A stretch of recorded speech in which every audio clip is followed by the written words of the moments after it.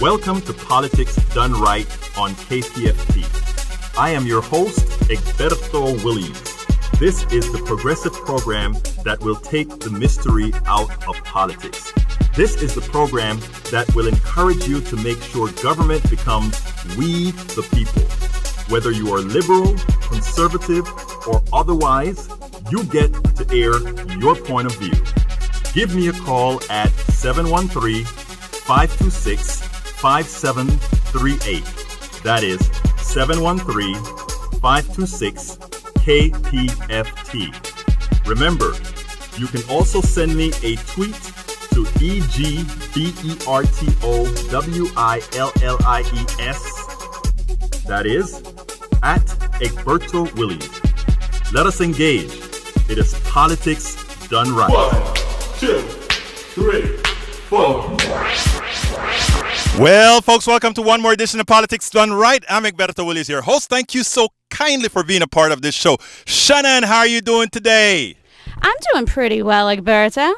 But it's getting rather hot out there. I know, but we had a kind of a crazy start today. I'm all getting all these things hooked up today. Something happened. You're Mr. Last Minute today. I don't know what's going on. You know, all the stories that are flying. You just want the excitement. Actually, you know what? There's too much excitement these days. There's this stuff that they say, what is it called? Endorphins or something like that? That's only when there's good things happening. Okay. Well, maybe I'm wrong. No, maybe you're right. I mean, why would you say you're wrong? Maybe you're right. But, you know, we're going to have a great show today. You know that, Shannon?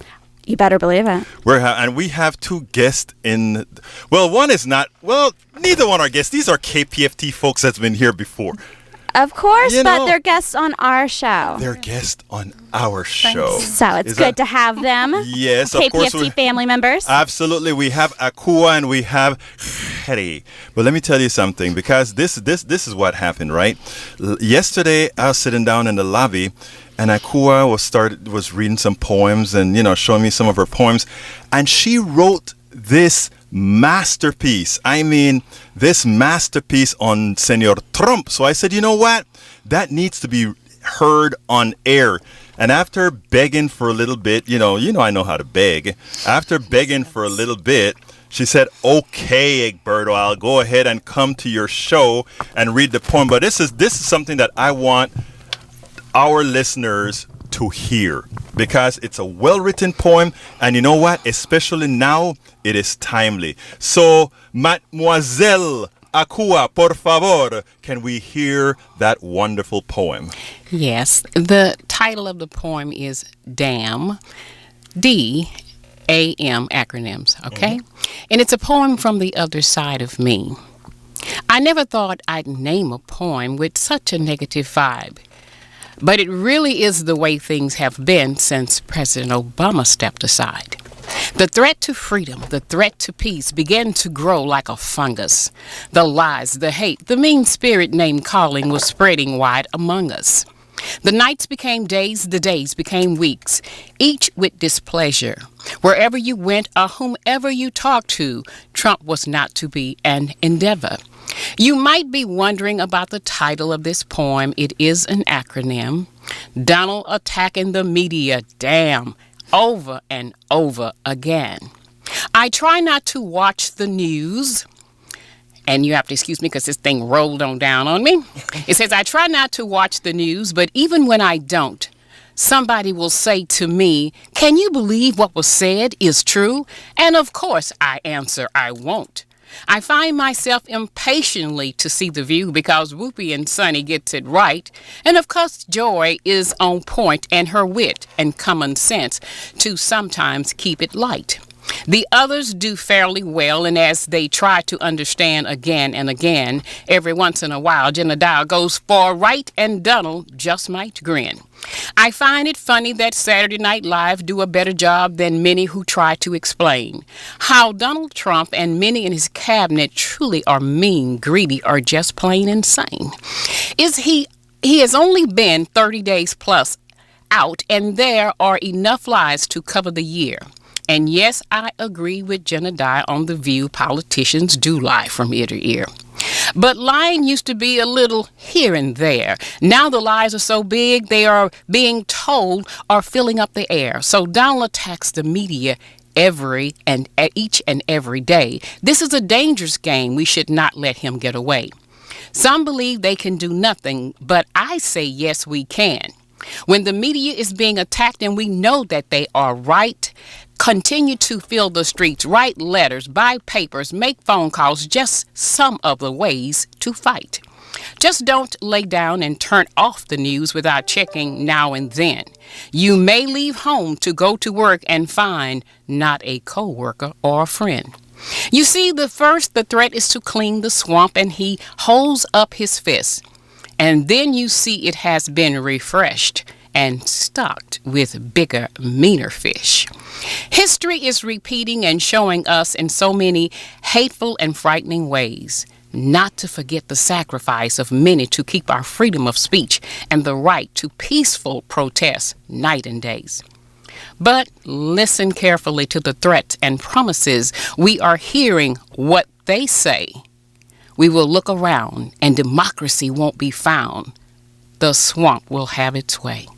So all I can say to end this long poem, let's not be the sacrificial lamb. Let's get busy in many ways and not end up sorry, and then all we can say is damn. I love that. I mean, is that poem? Wow. Isn't that prescient? And you know what I love about the poem? It talks about so many things that we speak about. How much the media, Yes. the real media, is not doing its job, and how much it is that we need to activate. So, Akua, that poem, I can tell you, from the depths of my heart, touched me. Well, thank you. I enjoyed every bit of. What do you think about the poem, man? Yeah, well, it's true, of course, that the media are under attack by the president, and of course, we also always complain about the corporate media and that they just go for sensational. But what I think is what's happening right now, what I feel is really dangerous, is that you sort of start to doubt every story that you hear, you know, because then there's something that say, and then you think, is that really true? Yeah. Because lots of time I really think like, did he really say that? Right. And because it's so weird, and that's really what I think is dangerous, that the media gets so much discredited that people don't want to watch it anymore, don't want to listen to it, don't read the newspapers, and I still think that's also not good. And Right. And you know, we have a caller here that always says exactly that, John from San Antonio. He always talks about, you know, we have to try not to discredit what we consider the mainstream media. But I think that is true, but I think we have to call them out and hope that by calling them out, they do what they're supposed to do. But, you know, could I say this? Yes. That is part of the method to the madness. When they came out with what they call fake news, there are some things should be almost sacrilegious. Right. And when you start putting fake names on things and making things look so good that people can't tell, you know, is it real or is it not? Right. Then that is confusing. Right. And that's what we are in right now, confusing time. And the more you get people confused, the worse it gets. You know, we can learn something from the British. You know, they during all their politicking, they have, I think, a time period, a very short time period where all these things can occur, and then it's all I over. think it should. Then we have France, where after a certain time, you can't. You know, I think there's so much that we can learn from our brethren overseas that we need to. But you know what? We need to get into the programa, the program. So folks, let me tell you what we're going to be talking about today. The name of the program today is If Progressive Activists Do Their Job, Most Americans Will Do What? They'll Activate.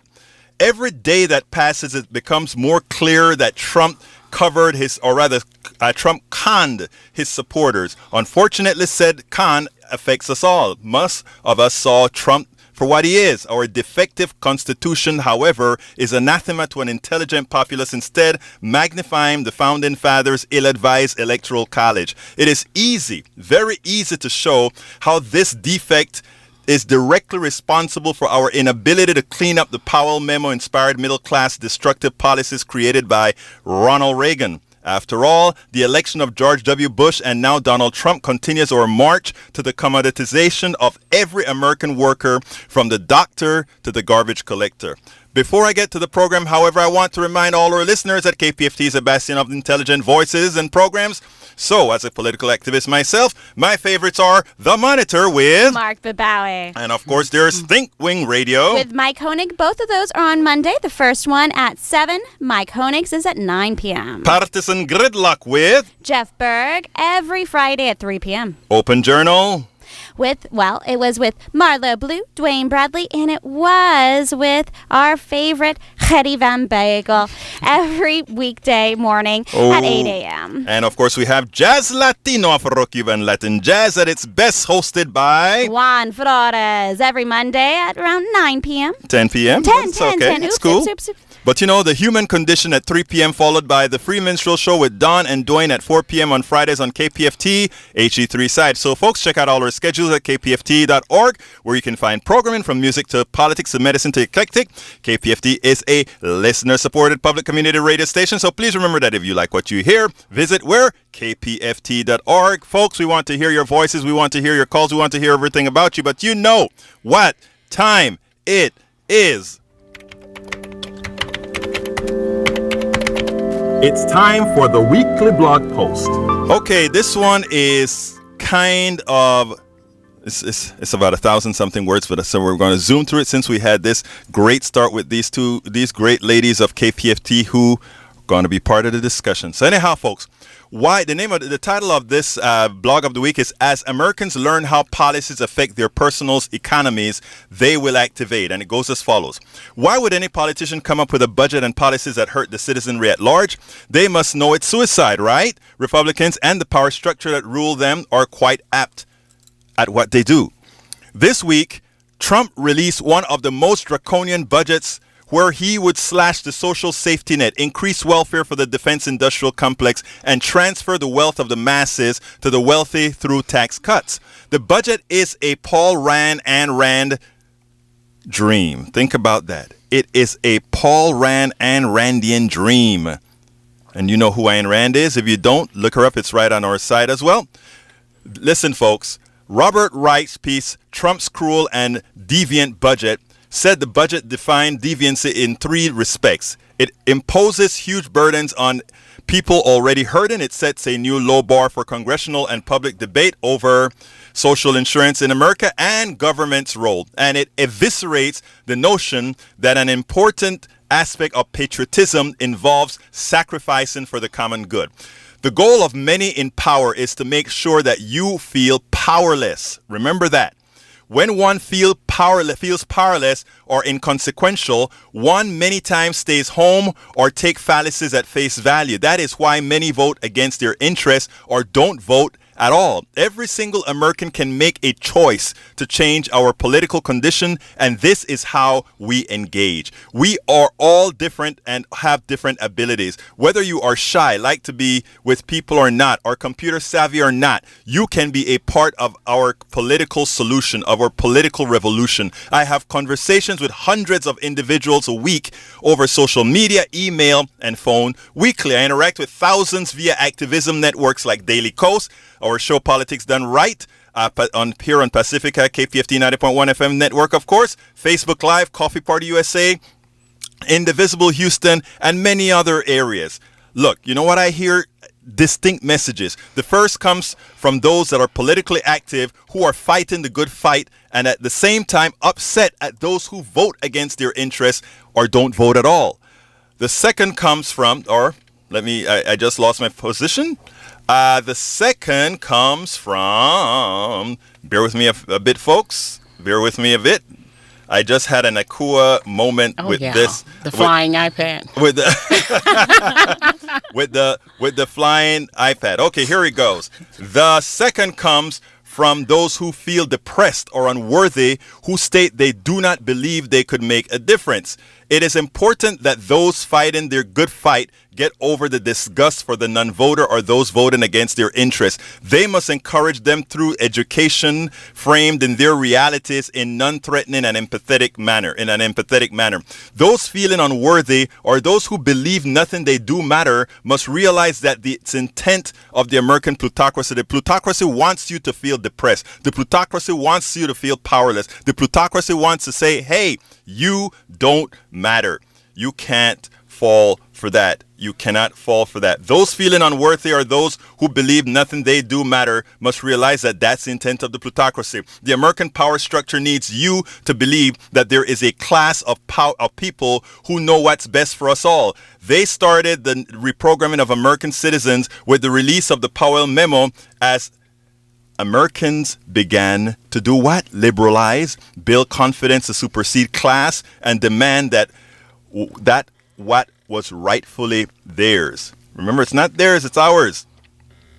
You can't have a big piece of land and say somehow you own that land. It was there before. The minerals were there before. That's a different subject, though. A few years ago, I wrote the article, Middle Class Must Assert His Worth to Assure Their Share of America's Wealth. That still holds true today. I ended the piece with the following. America's indoctrination by a small class that provides no product or real service to the vast majority of our citizens must end. Americans must first visualize and externalize their real worth to society. They must let loose their shackles of indoctrination. And notice I talk shackles. Anytime you talk shackles, you think slavery. A lot of people think, oh, slavery, that belongs to the black folks or the Latinos or the Indians or whatever. The rest of, you know what? There's a slavery in America that nobody talks about. We are all slaves of the plutocracy now. Remember that. We are all American slaves. We're in the same boat, brothers and sisters. We are in the same boat. They are just trying to tell you, they're just trying to make you believe. You don't know it. The middle class must not accept the current wage or wealth paradigm. The middle class must assert its worth and force politicians to recover the nation's treasure and invest in America and Americans, those that have done the work and innovation to make this country great. It ain't them rich people who did it. We are the innovators. We are the ones who made things happen. It is our intellect that is stolen. The impetus of that article was to point out to everyday Americans that they needed to remove the chains of indoctrination from their psyches. The hope was that said narrative would plant that seed in our minds that would grow into the awareness that indeed we all matter, we are all worthy, and that the wealthy classes are doing us no favors. After all, their wealth is nothing more than the accumulation of assets derived from our work and intellect. In a particular parlance, it would be called the stealing of our excess labor and the hijacking of our intellect. That's a fact. Dean Baker wrote a powerful article titled Deficit Scare Tactics, or What Citizens Should Really Be Afraid of. That makes an important point. It does not take rocket science to understand that ill-advised policies where the government refused to spend to prop up an economy the private sector is unable to or unwilling to invest in made Americans poorer. Worse, it destroyed wealth they would have otherwise banked. The results, these policies have purposefully negatively affected future generations. They stole money that would have been available for college, to build new homes, to invest in retirement, and much more.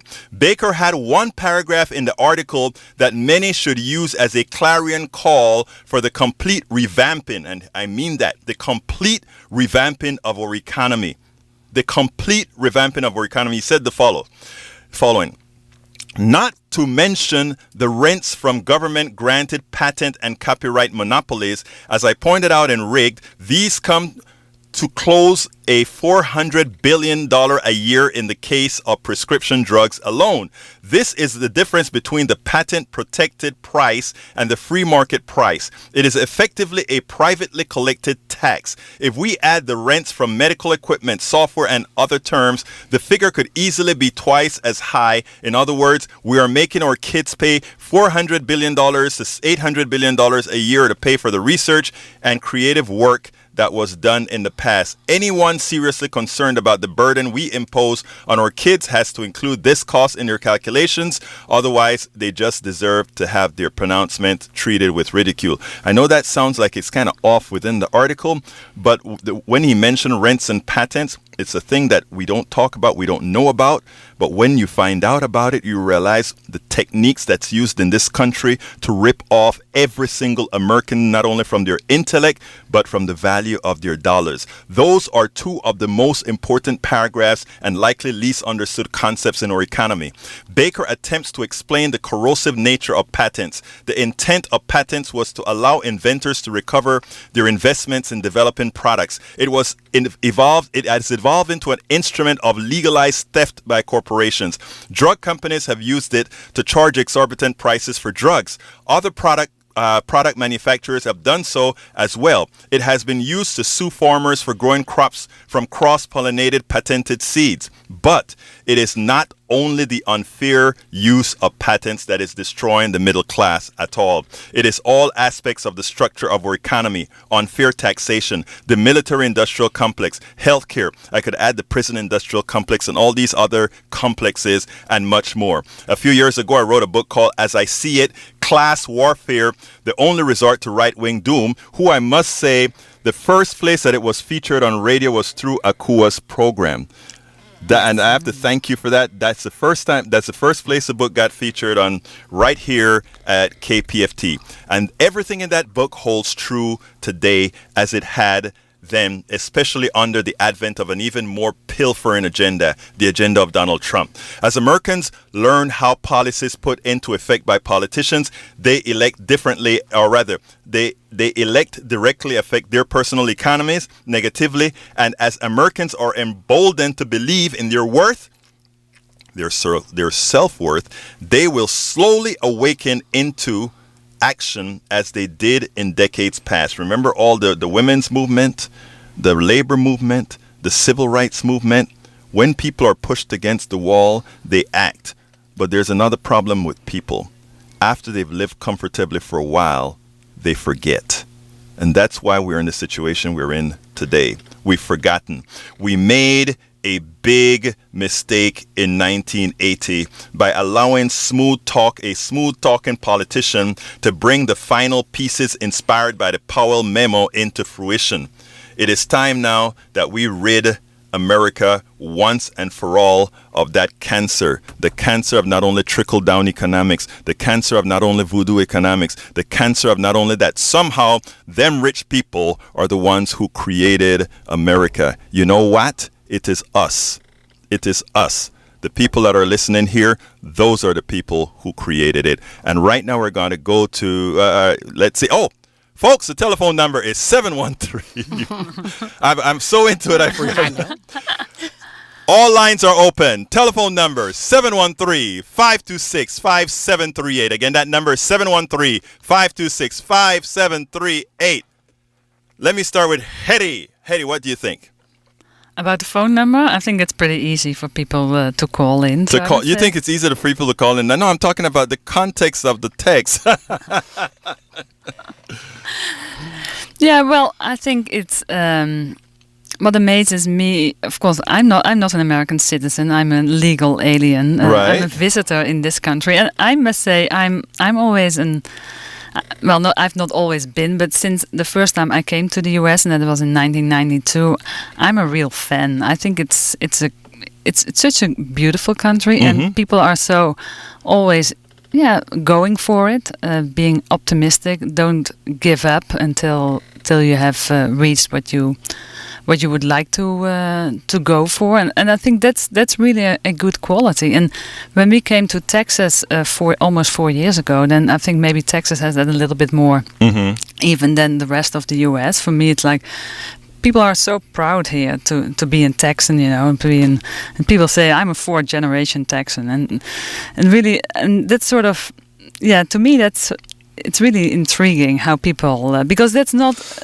what people, when I tell my friends in the Netherlands about it, they have sort of like, all right-wing people are saying that, some sort of rednecks or so. But that's not true. Those are people, they are people of color, they're people of very lefty people, but they're still, first of all, they are Texans and they're very proud of that. And that's really, and the optimism that goes with it, the idea that this country, that you can make it, I think that's something that, and you might not see it that way, but when you come from another country, you have a sort of other. I am also from another View on country. it? I'm from Yeah. Texas.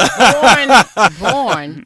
Oh, wait, before you go, Aquila, let me tell folks. Hey, folks, the lines are empty, and I'd like to hear your thoughts. The telephone number is 713-526-5738. Again, that number is 713-526-5738.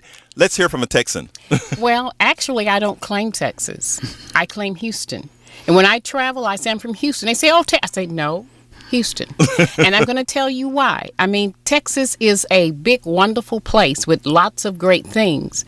But Texas is behind on some things when it comes down to the poor and to those people of color. Now, Houston is kind of an international city. It's a little different. I love Houston. But Texas needs some working on. Now, I can tell you, I love the state of Texas. I love the country, but I think one of the things that we have to examine here is when Hetty speaks about coming in from the outside and coming in. Hetty comes into a culture, starting with the corporate culture and then another culture here, and things look great, right? Because that's how, when I came to the States, I first came to a Brenham, Texas, all right? And that was my entry into the United States. And it was a different experience there. But the thing about it is soon after I went to Austin, Texas, the most liberal city in Texas, yet another kind of experience.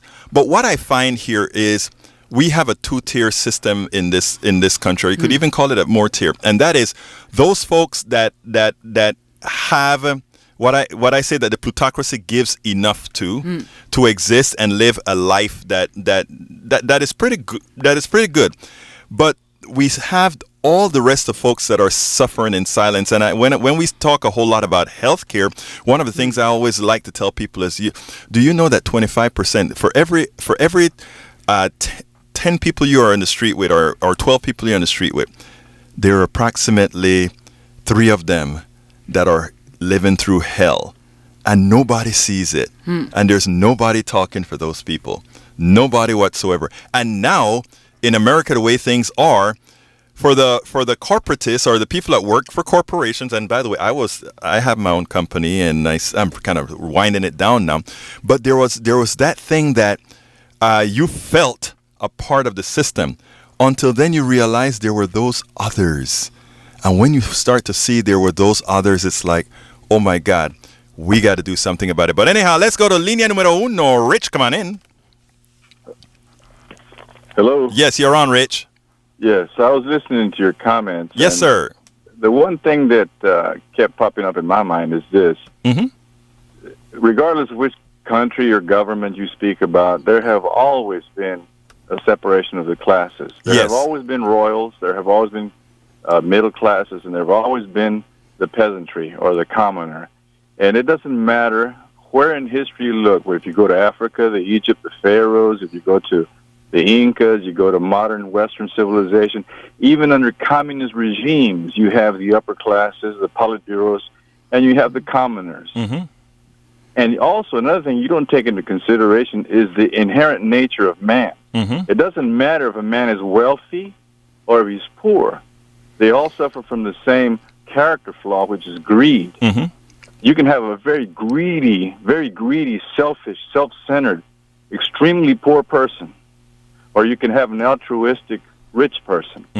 So what you're talking about is that you're relying on a system, a political system that's going to cure the ails of mankind. When you look at all the political systems that have existed thus far, they have done nothing. They perpetuate the same thing. It keeps going. So it's inherent in mankind that you're going to have those who rule and take advantage of others, and you're going to have those who get tread upon.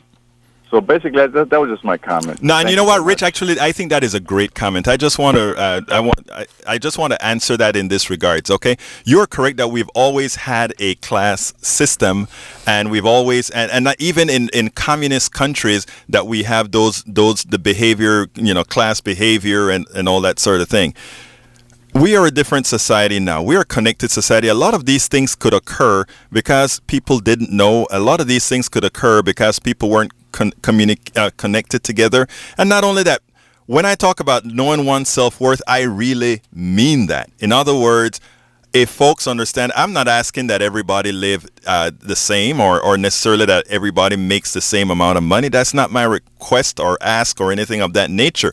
What I am saying is we need to have some fair way of distribution of assets. And the reason why is that if you take a look at the stockbroker who all he does is moves money, who makes millions, and you take a look at my garbage man makes sure that I don't die from the filth that I give off. Who is more important to me? My garbage man. Why is it that this guy is worth these millions and my garbage man is worth a pittance? It's not that. And should a doctor make more than a garbage man? Yes, they put in a whole lot more effort to build themselves up. But should that be 100,000 times more than a garbage man? Hell no. Nobody's worth that. Is Bill Gates worth the money that he has? Absolutely not. But Shannon tells me I have to break, so I'm going to go to a break here, and then we're going to pick up Naisha, and then we'll come to Tony has a quick announcement that he needs to make. Thank you, Egberto, and good afternoon. It is currently 3:30 in the afternoon. A hot, sunny day today. It's currently 88 degrees and clear skies. Today's high is 90, so expect it to warm up a tad. And it will gradually become more humid tonight. A few passing clouds with a low of 74 degrees in store, and mostly cloudy skies Friday, and expect it to be humid with a high of 91, and there's a small chance of rain, about 20% tomorrow. And let's take a brief look at our roadways. On the Southwest Freeway outbound at University, there's a hazmat spill and heavy truck accident blocking 3 frontage road lanes, just backing up traffic in that general area. And on the Katy Freeway outbound at Chimney Rock, there's an accident affecting the left shoulder. It's slow going outbound from Antoine to Beltway 8. And on 288 inbound, there's a disabled vehicle affecting the ramp to the Gulf Freeway there, just backing up traffic. It looks like it's backed up to Old Spanish Trail. And a heavy truck accident cleared from the West Park Tollway outbound right after Gessner. Traffic remains backed up a bit in the general area, but it's starting to clear up nicely. That's look at your Houston area weather and traffic. I'm Shannon McCurchie, and you're listening to KPFT Houston 90.1. Back to you, Egberto. Muchísimas gracias. Phone caller that was just calling in, you can call back again now. Let's go to Naisha. Did I get your name right? Nasiha, good afternoon. Good afternoon, ma'am. How are you doing today?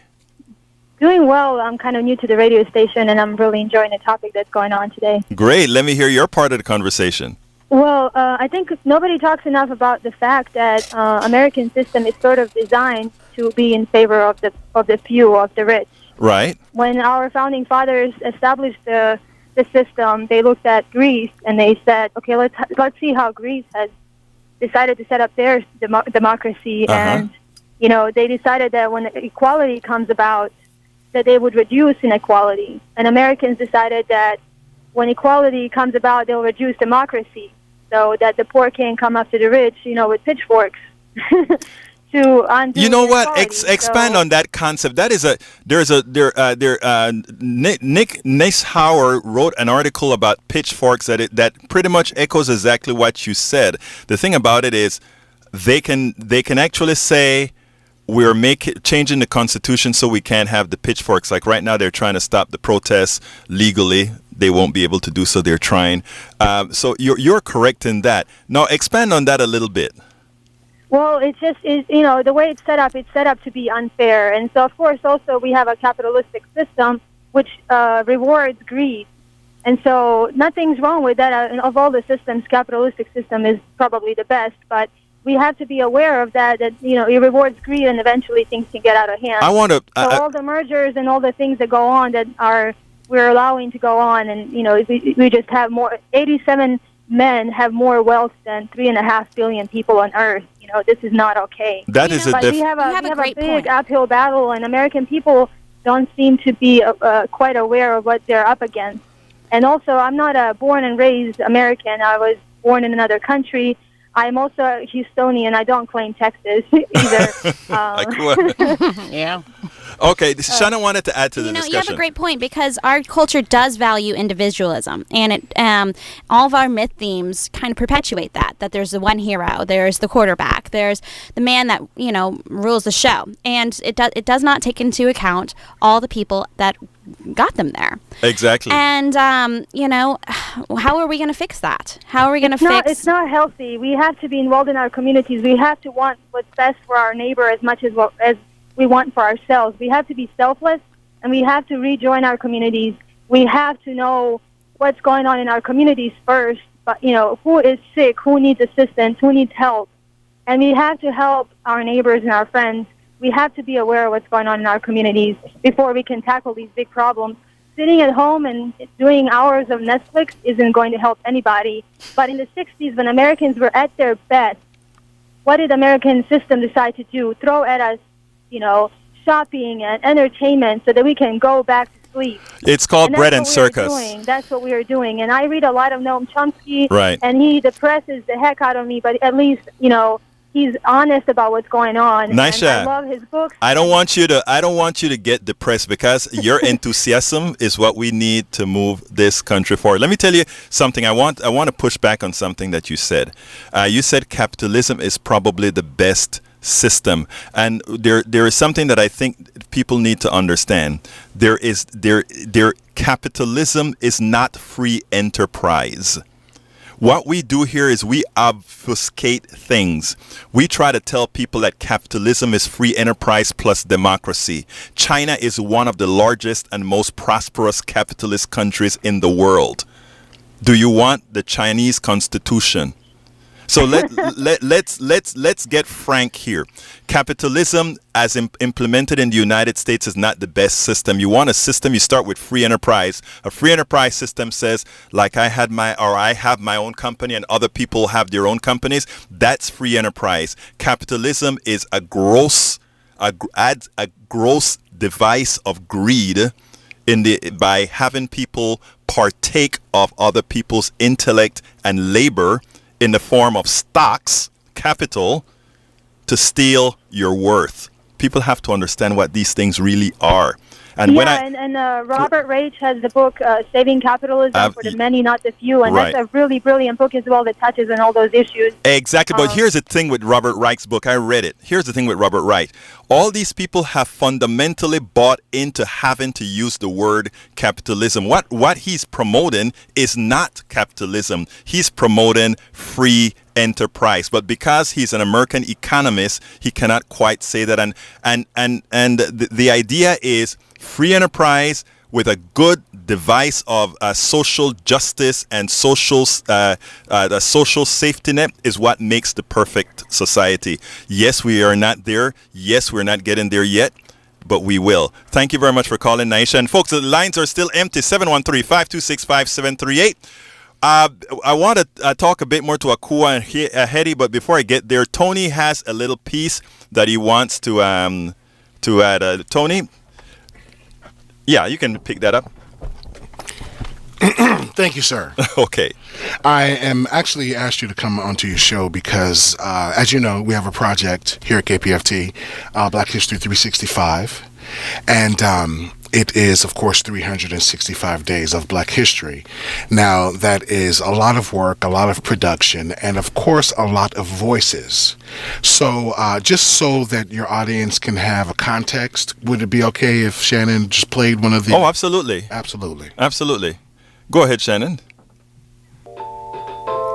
Black history is happening every day. It's time to start thinking of it outside of a day or a week or a month. We hope to inspire you by enlightening you with those people and events that should be learned from and forever remembered. Today is May 25th. On this day in 1919, Madam C.J. Walker died at the age of 51. She was known for her empire of hair care products and cosmetics, as well as becoming one of the first African-American women to become a self-made millionaire. After her death, she left 2/3 of her fortune to Black charities. Achievements and events are not confined to the past. Make sure to etch your own path in the pantheon of human history. This has been Black History Month 365. Bam! 365, where you find every day Black history is made. Yes, where you find every day Black history is made. So we need voices. This is a casting call. We are coming to our listeners to say that, of course, this is a community radio station, a place you can learn, a place you can train in radio. And right now, we need voices. This is 365 days. We have probably 200 more, 250 more days. So, folks, listen to what Tony is saying. You want to hear your voice on KPFT on one of these short documentaries? Absolutely. Just give Tony a call. Tony, how do they reach you? Yes, 713-526-57. No. Come on, Tony. 526-4000. Thank you. Extension 301. That's 713-526-4000, extension 301. Or you can email me at cox@kpft.org. We need you here at KPFT. Give us a call. Come on down. Read one of our Black History facts, and you'll be on the radio. Thank you so much, brother. Thank you very much, Tony, for coming on in. Before I get to the calls, I'm coming to you, John Tony Scott, but I want to get to Akua. Akua, anything you wanted to add? I mean, I saw you nodding a whole lot of times. Well, we're just living in a time that's so uniquely different, but yet the same. It's just that we've got the internet, we've got all of this technology to make things just whiz by so much faster and in larger amounts at one time. But I was reading a book about the Genghis Khan and the queens. It is so, when they say history repeats itself and nothing new under the sun. Right. They had pornography so bad that they had books, and then they had people actually acting out the pornography for the people to see. So they didn't have the internet, but they were doing it the best way they could. Right. So it means you're still dealing with the same mindset. And I just think that we all need to be as positive as possible, but we've got to stop letting this stuff be fake and then making it look like it's real and confusing. Yeah, I love what Nashia had to say when she called in, because she gave a positive view of what, things that we need to do. And it's a lot of what KPFT is about, engaging in community. Yeah, absolutely. Hetty? I think it's true. And I like it that you say that because it confuses people about the fake news. And I think that's a role I see for KPFT. And I hope other stations, other radio stations, other TV stations that are independent and are willing to really bring news and stories and information to everybody who wants to hear those sides, and not only.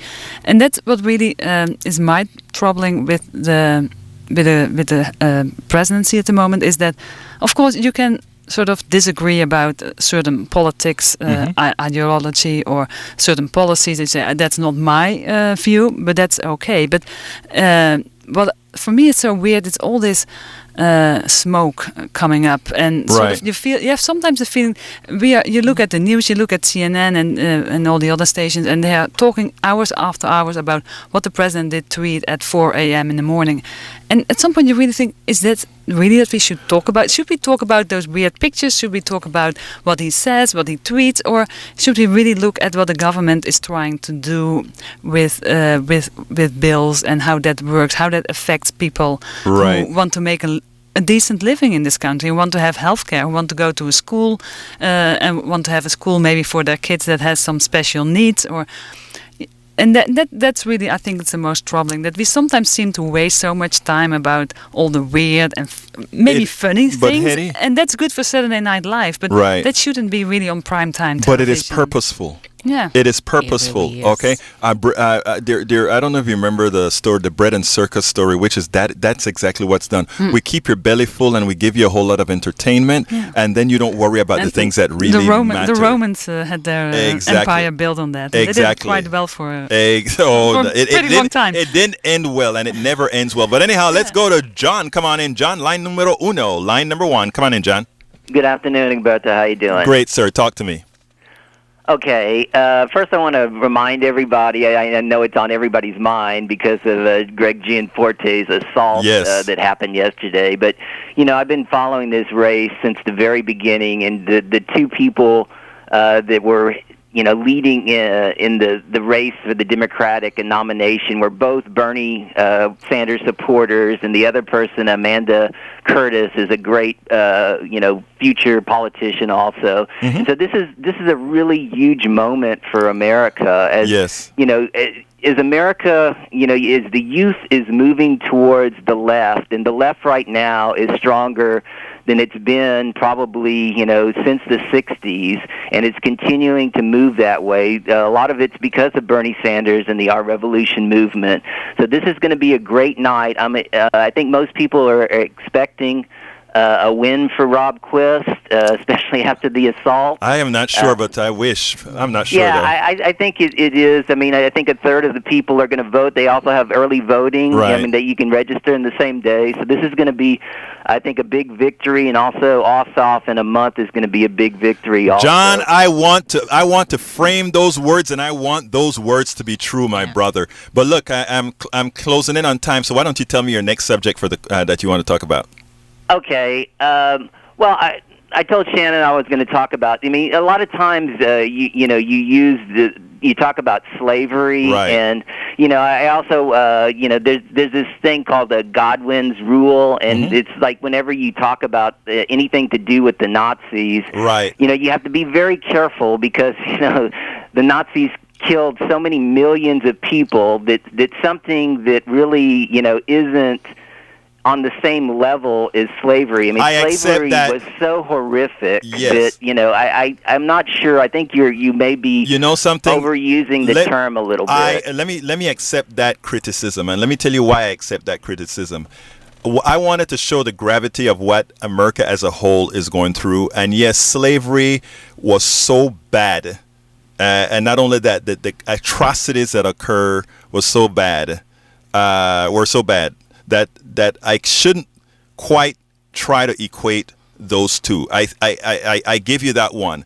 I do want to say, though, that maybe I'll start using soft slavery because I wanted to show the intensity, but you are right that in effect, what I may have done there is hurt people's understanding of the severity of what slavery, the slavery black people went through, was compared to the kind of slavery I'm talking about today. So I accept that, brother. All right? All right. You take care now. Good. Okay. All right. Take care, brother. All right, man. All right, let's go to Tori. Come on in, Tori. Hey, I got into the conversation late when you were talking about capitalism versus private enterprise. Yes, sir. And I wanted to weigh in on that, just some nomenclature kind of stuff. Please do. I'm a historian, as a social scientist. I like to use words that have emotional and ideological buttons attached to them, like capitalism and socialism. So instead, I find what works very well in a conversation, you just talk about stuff that should be private ownership versus public ownership. And then, it's a way of rationalizing society. The things that work well with private ownership are, from experience, are any kind of production, distribution, marketing, and things that work better with public ownership. The commons are things like natural resources ownership, water, minerals, oil, roads, healthcare, defense, that kind of stuff. So public versus private ownership instead of these hot button words like capitalism and socialism. I don't even talk about it anymore because everybody, they mean different things to different people. Right. And the last thing you want to do is start a conversation and have to go down a rabbit hole of, we have to define this word. Right. Let me tell you, Terry, it's interesting because I live in Starbucks all the time. That's where I do my writing and all that kind of stuff. And those are the conversations that we talk about. And you're absolutely right about that. The first thing I do over there is listen, and I generally don't talk about that. We talk about because I'm trying to get them on to see the things that I'm trying to get them to see. And that's one of the things I like about you so much is that you listen. Right. And and you don't just cut people off like some other talk show host. But in the process, right? That's how you build respect among people, and then you can then talk about, when they're going to be the ones that are going to bring up capitalism, they're going to be the one that's going to bring up socialism, and then we can then define it together and say, hey, the way that you just put it there. So I like the way you put that, but hey, I'm starting to run time, and here's a funny thing. Everybody waits for the end to call, but anyhow, I talk to you later, brother. Cheers, bud. Take care. Let's go to Scott. Capitalism. Scott, you only have about a minute and a half or so. Talk to me, brother. Scott, you're on. Word capitalism differently than the way I use it. Okay. My dentist is self-employed. Yes. He went to Toronto to get married. The government did not fire him. Right. I doubt that he lost any clients by getting married. I started going to him because I knew of him through Gay Society. Yeah. I like the autonomy. And my father was an architect, and he was self-employed whenever he could be. And Republicanism seemed to work out for him quite well. when I got to be about 25, I was in teaching and got to know at least one boyfriend who got me into the Democratic Party. I began to see that not everybody can be self-employed. I think self-employment is a good thing, but just not something that everybody can Scott, have. I want to ask you something real quick because I'm going to have to let you go, but I need to ask a question because I think this is where Terry's point comes in. Were you trying to say that your dad who worked privately had his own architectural company, or your dentist who had his own practice is somehow a capitalist? Well, they're in the private sector, and that's I'm not going to go into that now, but that's a distinction that I need to get people not to make. I mean, to not to obfuscate. Your father probably didn't sell pieces of his business as pieces of paper to get a whole lot of people to profit off of the business, off of somebody else's labor. Don't mix capitalism with free enterprise. So your dad was a free enterprisist, as likewise was that the other person as well. Your dad, the architect, and the dentist. But I got to go to another call. My father might have one or two draftsmen. Yeah, that's that cool. Would be about as many employees as still a free enterprise, my friend. I mean, free enterprise don't stop you from having employees and all that kind of stuff. But we talk a little bit later, my friend. Thanks for the call, and you keep calling, Thank okay? You. All right. I got to. All right, now for a break. It is currently 3:51 in the afternoon. Good afternoon once again. Another hot day today. It's currently 89 degrees and clear skies. Today's high should be 90 degrees. It might get a little hotter as the humidity the levels raise, and it's gradually tonight there's going to be a few passing clouds with a low of 74 degrees and mostly cloudy skies Friday, but humid and high of 91. There's a small chance of rain as well, about 20%. And let's take a brief look at our roadways. On the Katy Freeway inbound at Beltway 8, there's a heavy truck accident affecting the exit ramp there, and a few of those accidents earlier I reported have cleared up, including on the Katy Freeway outbound at Chimney Rock, but it's still slow going from the West Loop over to Kirkwood. And a few other areas of slow going traffic as well on the West Loop in both directions from Evergreen up to the Katy Freeway, and that extends up to Irvington, and slow going on 288 outbound from 59 out to Orem. That's a look at your Houston area weather and traffic. I'm Shannon McCurchie, and you're listening to KPFT Houston 90.1. Back to you, Egberto. Muchísimas, thank you. Okay, look like we lost the person on number one, and I wanted to get Henry. So, Henry, if that's you, call back. Let's go to Gary real quick. Gary, you're on. Yeah, hi there. Talk to me, my friend. Hey, one of your guests made a good point, and I'd just quickly point out that in the pipeline, from what I read, there's a lot of technological tools that are close to market or even in market right now where you could use something equal to a word processor and take someone's video and basically clone it so you can't really tell what the person's saying. In other words, you could put words into that video and create your own, so to speak, video record. So it's going to be rather technologically easy for people to do that, so we have to be even more vigilant to try and understand what is an actual clip that you're watching and where something that's actually basically propaganda. I think Akua and Hedy was talking exactly about that. That's Both right. of them were I just wanted to double emphasize people that need to be aware that these tools are getting simpler and easier to use, and it's not going to be long before it'll be just. And that's where the KPFT comes in. Let me put a plug in for KPFT right now. Folks, please do remember to go to kpft.org and keep us funded. If these types of radio stations are not funded, you get to listen to exactly what Gary is talking about, exactly what Aku and Hedy was talking about. So let's keep it funded. kpft.org, keep us funded with independent news. Okay, let's go to Henry, numero uno. Thank you very much. Yeah, go ahead, Henry. How are you doing? Luchando con la vida. Talk to me. Just calling to say I like your show, and I agree with you most of the things, but I think today I have a few disagreements. You let me hear my disagreements, my brother.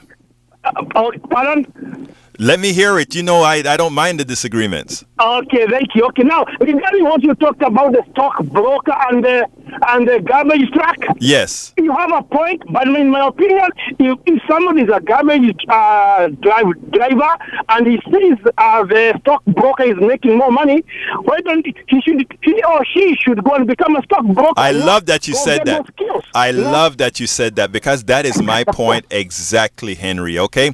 First of all, I don't have a problem that a stockbroker who went and got a business degree, a master's degree, and maybe a PhD, that he will make more than the driver who says, okay, I went to school for about 2 weeks to get, or 4 weeks to get my license to drive this truck. I don't have a problem with that. However, his value to society is not hundreds of times less than the value to society of that stockbroker. And the immediacy of the value of the garbage man to me, who do I do my own stocks. I don't need a stockbroker. A stockbroker is irrelevant to me. But my garbage man, I love him. I need him. So that's what I'm saying. I'm not trying to say that the doctor shouldn't make more than, but I tell you who are the most underpaid, Akua and Hedy? Teachers. Teachers are the people who move knowledge forward. And they are the ones that should be making some of the highest salaries in this country, and they don't. And they work around the clock. And they have to put up with those children and their parents. But my point is, I think we should be more talking about trying to have equal opportunities. Because as much as I like capitalism, don't get me wrong, but of course I am not for excessive capitalism, like as Shannon mentioned, whereby you have like 87 people controlling 90% of the world. I don't support that. But on the other hand, some type of capitalism is okay. Let me tell you, I don't think, Henry, I got to go. You cannot guarantee equal wealth, but you can guarantee equal opportunity. And Henry, you're absolutely, Henry, Brother Henry, we don't disagree. Let's not go, we don't have to go into semantics, because I think I understand exactly what you're saying. But we have to kind of get ready to close down the show. So I want to first thank Akua and Hedy for being here, and I want to ask Hedy, give me a quick closer. Well, I would say keep up the good work, support independent media, and keep your eyes wide open. Thank you very much. And Akua, give me a short word. Freedom is not free. I love that. Folks, listen, thank you so kindly for having been a part of this show. We're coming to the end, so thank you so kindly for being here. This is Egberto Willies, and this is Politics Done Right. You guys have a perfect rest of the day. Bye-bye.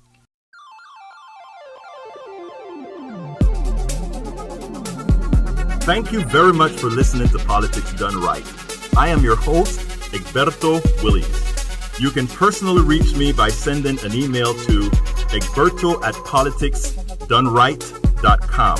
Remember, Egberto is spelled E-G-B-E-R-T-O. Change starts with you. 90.1 KPFT gives you information not tainted by corporate interest. Please visit kpft.org and contribute. Let's ensure continued access to real information and news remain available to all. Again, thank you very much for listening to Politics Done Right.